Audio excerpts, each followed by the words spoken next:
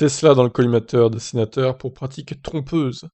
Après les investigations de l'agence de sécurité routière américaine, les sénateurs s'en mêlent et dénoncent des pratiques potentiellement trompeuses et déloyales.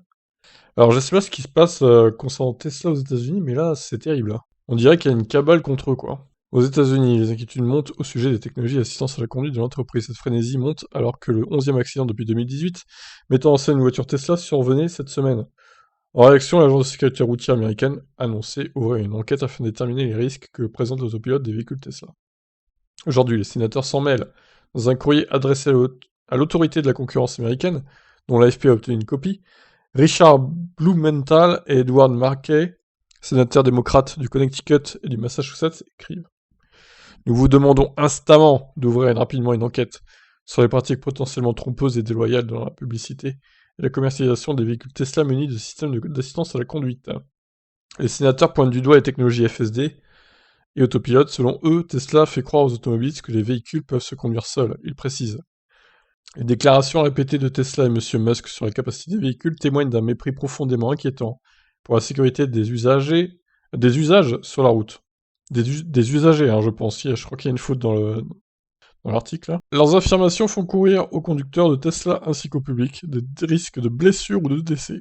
Pourquoi il dit... Enfin, c'est encore des sénateurs payés par les pro-pétrole ou je sais pas, enfin c'est bizarre là, hein, quand même. Les mecs se réveillent que maintenant, enfin bon... Après, bon, 11 accidents, c'est pas non plus en 4 ans, enfin 3 ans. Ça fait 4 accidents par an, c'est pas non plus... c'est pas comme s'il y avait des accidents tous les jours non plus, quoi, hein. Je sais pas ce que ça va donner, ces enquêtes, du coup.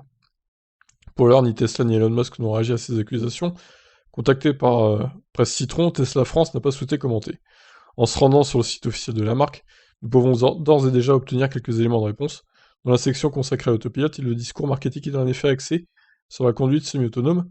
Si Tesla insiste sur les avantages de cette technologie en matière de sécurité, nous ne trouvons aucune précision quant au rôle que joue le conducteur lorsque l'autopilote est activé. Néanmoins, lorsqu'on se rend en concession Tesla pour récupérer un véhicule acheté sur le site, un point complet sur l'autopilote est prévu dans le parcours client. Nous en avons nous-mêmes fait l'expérience lors des différents essais auto chez Tesla. En clair, les équipes précisent que la technologie autopilote se doit de respecter les règles de sécurité routière en vigueur dans chaque pays.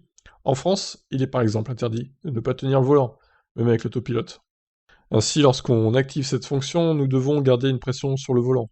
Si l'on se risque à ne pas le faire, plusieurs signaux d'alerte retentissent. D'abord un signal visuel sur le tableau de bord, puis une alarme de plus en plus stridente.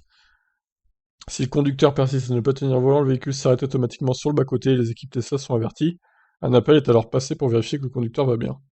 Ces différents niveaux d'alerte permettent non seulement d'éviter les abus, mais également de prévenir les accidents comme les malaises au volant, les somnolences ou tout autre événement empêchant le conducteur de garder son attention sur la route. L'autopilote est-il vraiment le responsable des accidents survenus aux États-Unis? Les autorités trancheront. Mais comme pour toute machine truffée de technologie, n'oublions pas que le seul maître à bord reste l'humain.